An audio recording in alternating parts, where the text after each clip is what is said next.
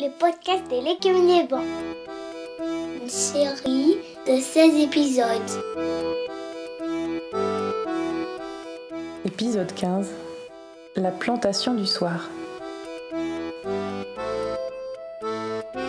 Lorsque le crépuscule montait sur la lande, teintant le ciel et la lande de mauve, verdissant la mer, les forêts d'enfants commençaient à se déraciner doucement.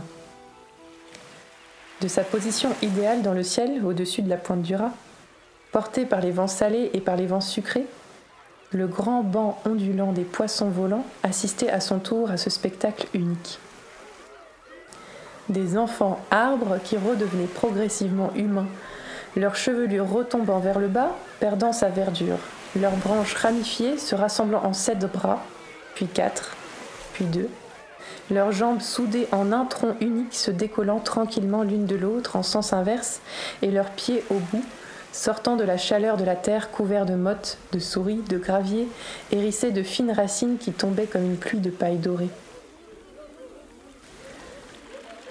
Pendant ce temps, alentour, le changement de lumière et la douceur de l'air prévenaient tout le monde de l'imminence de la fin de la journée. Après une dernière course sur la plage, une dernière métamorphose, un dernier chant, un dernier grignotage, tout le monde convergeait à nouveau vers le vallon, chargé de tout ce qui avait été fabriqué pendant les longs mois des préparatifs. La plantation du soir allait commencer. Cette plantation du soir, c'était à la fois un au revoir collectif et une façon de nourrir le sol épuisé par cette journée de fête, de galopade, de sauts et de piétinement pour que l'année suivante, à la même époque, une nouvelle fête de l'écume des vents puisse recommencer. Chaque groupe s'accroupissait pour creuser la terre du vallon, suivant la taille du trou nécessaire.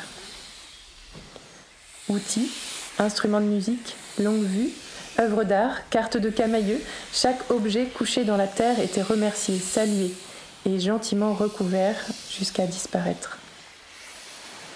Pendant les 6 mois à venir, la terre du Cap et tous ses petits organismes les transformeraient en terreau idéal pour les prochains rosiers des vents qui commenceraient à pousser au printemps suivant, un peu plus loin, nourris par l'amour, l'attention et la joie emmagasinés pendant des mois. Certaines années, les objets étaient rassemblés par genre, d'autres fois par couleur. On ensevelissait aussi les pirogues et les autobus en bois. Tout ce que les enfants de l'écume des vents et les autres créatures avaient fabriqué. Petit à petit, tout le monde remontait, les mains vides, sur les pentes pointillées de pétales des roses des vents dont les tiges s'étaient couchées. Formant un immense cercle sur la crête, tous les participants et toutes les participantes de l'écume des vents remerciaient ce vallon accueillant qui les avait rassemblés, sous la terre et l'herbe de laquelle toute leur création allait se transformer. Puis, se tenant toujours les mains, tout le monde se tournait vers l'extérieur pour se remplir les sens et le cœur de cet horizon si beau et si particulier, la tête du monde.